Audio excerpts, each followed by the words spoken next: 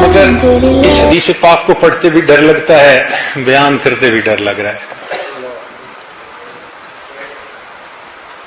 اس کو پڑھتے ہوئے بھی ڈر لگتا ہے اور اس کو بیان کرتے ہوئے بھی ڈر لگتا ہے. اب پتہ چلتا ہے کہ ہمارے اکابر علماء دیوبند، ان کی زندگیوں میں اتنا تقویٰ تھا. ذرا اکابر کا تقویٰ کتاب پڑھ کے تو دیکھیں نا.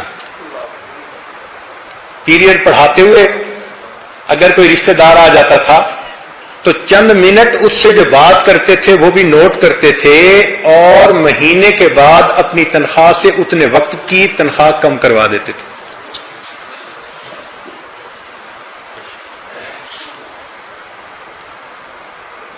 یہ اس لیے تھا کہ ان کو معرفت تھی اس بات کی کہ پرہیزگاری کا اللہ کے ہاں کیا رتبہ ہے، کیا درجہ ہے.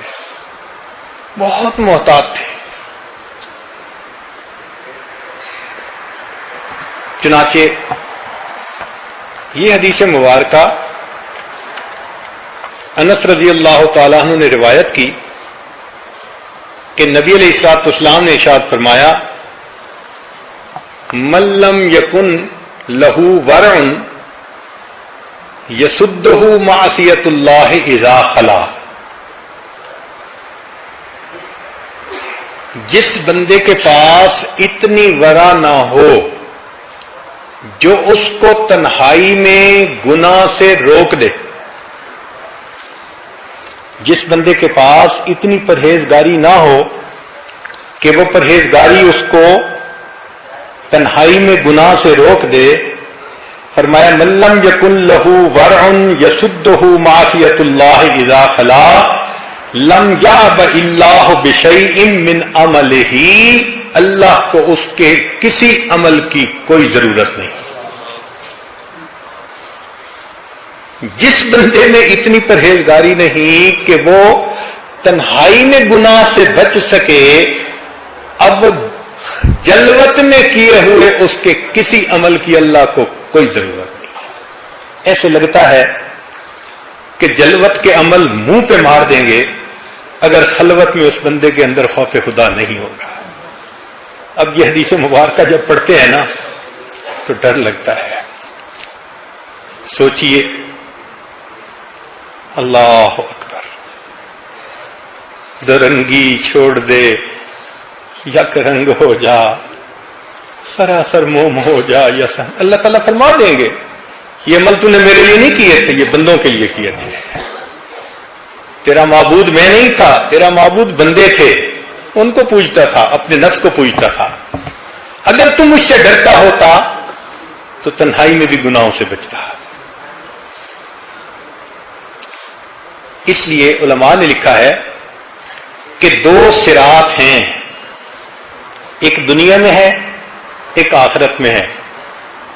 جو دنیا میں صراط ہے اس کو ہم صراط مستقیم کہتے ہیں، جس کی دعا مانگتے ہیں اہدنا الصراط المستقیم. قرآن مجید میں اللہ فرماتے ہیں ھذا صراط مستقیم. تو ایک دنیا کی صراط ہے اور ایک آخرت میں پل صراط ہے. تو مشائخ نے لکھا کہ جو بندہ یہ دیکھنا چاہے کہ میں قیامت کے دن پل صراط سے بسلامت نکل جاؤں گا یا نہیں، وہ یہ دیکھے کہ دنیا میں وہ شریعت کے صراط سے کتنی بار پھسلتا ہے. جب تم نے گناہ کر لیا پھسل گئے، اس کا مطلب وہاں بھی پھسلو گے. یہاں پھسل رہے ہو وہاں بھی پھسلو گے. پھسلے بغیر وہاں سے گزر نہیں سکتے. اس صراط کا نمونہ اللہ نے یہاں شریعت کو صراط بنا دیا. اے میرے بندے، یہاں استقامت کے ساتھ شریعت پر جمے رہو گے تو پل صراط سے بھی آسانی سے گزر جاؤ گے. اور اگر یہاں قدم قدم پہ شیطان پھسلاتا رہے گا تو پھر پل صراط سے گزرتے ہوئے بھی پھسلتے رہو گے. وَإِن مِّنكُمْ إِلَّا وَارِدُهَا كَانَ عَلَىٰ رَبِّكَ حَتْمًا مَّقْضِيًّا ثُمَّ نُنَجِّي الَّذِينَ اتَّقَوْا. دیکھا، جو تنہائی میں گناہوں سے بچنے والے ہوں گے ان کو ہم نجات دیں گے. وَذَرُوا الظَّالِمِينَ فِيهَا جِثِيًّا. باقی ہوں گے ان کو جہنم میں اودے منہ پھینک دیں گے. اللہ اکبر. پھر اس دن کی ذلت انسان برداشت نہیں کر سکے گا. اس لیے شیخ عبد القادر جیلانی رحمۃ اللہ علیہ اللہ سے دعا مانگتے رہے, اے اللہ میری توبہ قبول فرما لیجئے, قبول فرما لیجئے, قبول فرما لیجئے. اور پھر بالآخر یہ دعا کہنے لگے, اے اللہ اگر آپ نے فیصلہ کر لیا میری توبہ کو قبول نہیں کرنا, اللہ پھر قیامت کے دن مجھے اندھا کھڑا کر دینا تاکہ تیرے نیک لوگوں کے سامنے مجھے شرمندگی نہ ہو. اللہ اگر آپ نے توبہ کو قبول نہیں کرنا تو پھر قیامت کے دن مجھے اندھا کھڑا کر دینا تاکہ تیرے اہل اللہ مشائخ اللہ ان کے سامنے مجھے قیامت کے دن شرمندگی نہ ہو. اللہ اکبر. اس لیے علامہ اقبال نے کہا, تو غنی از ہر دو عالم من فقیر.